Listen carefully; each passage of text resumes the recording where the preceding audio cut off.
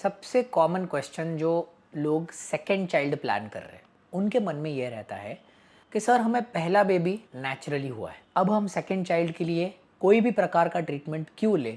हम चाहते हैं कि हमारा जो सेकंड चाइल्ड है वो हमें नेचुरली हो जाए।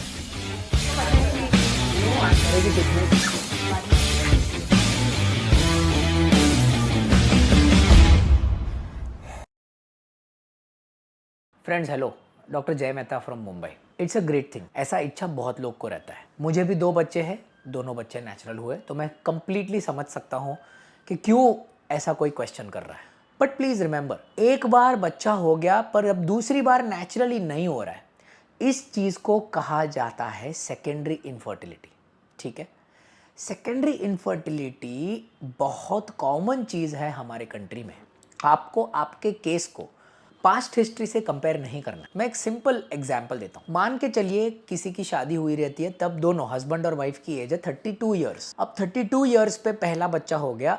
बच्चा को बड़ा होने के बाद में 3-4 साल के बाद में जो नॉर्मल गैप है, मान के चलिए कोई 4 साल के बाद में प्रेगनेंसी को वापस ट्राई कर रहा है, तो इसका अर्थ ये होता है कि वो कपल अभी 36 ईयर्स का हो गया है। ये जो इंटरवल ऑफ एज आ जाता है उसमें मेल पार्टनर के factors as well as female partner के फैक्टर्स बहुत ड्रास्टिकली चेंज हो सकते हैं। फीमेल पार्टनर्स के बहुत ज्यादा, क्योंकि एज फीमेल पार्टनर की फर्टिलिटी को रिड्यूस करने के लिए सबसे इंपॉर्टेंट पैरामीटर है। इसीलिए आपको यह ध्यान रखना है कि भले पहला बेबी नेचुरली कंसीव होने के बाद में सेकंड बेबी भी नेचुरल होने के चांसेस बहुत ही ज्यादा रहते हैं।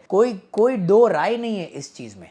बट ऐसे बहुत सारे कपल्स रहते हैं जो सेकंड बेबी के लिए ट्राई कर रहे हैं, मान के चलिए 1 साल के लिए ट्राई कर रहे हैं, पर 1 साल के ट्राई करने के बावजूद अगर उनको कंसेप्शन नहीं हो रहा है, then they must go to the doctor and evaluate themselves. पूरा इवैल्यूएशन करना है फर्टिलिटी का, जो हमने बहुत वीडियोस में बता के रखे। ये पूरा इवैल्यूएशन ऑफ फर्टिलिटी आप करेंगे अच्छी प्रकार से, तब जाके आपके डॉक्टर आपको एक करेक्ट गाइडेंस दे पाएंगे कि क्या आपको इसमें नेचुरली ट्राई करना है, आईयूआई करना है या फिर आईवीएफ करना है। पर ध्यान रखना है गाइस, अगर मान के चलिए 100 कपल्स ऐसे हैं जो सेकंड चाइल्ड के लिए ट्राई कर रहे हैं, तो तकरीबन 12 से 15% कपल्स को उनमें से आईवीएफ करने की जरूरत पड़ सकती है for their second child, and that is something which is important for you to understand. फिर उस टाइम में एक ऑब्जेक्टिव डिसीजन आपको लेना है, that do you want to continue to have one child or do you want to exercise। क्या आपको IVF का ऑप्शन एक्सरसाइज करके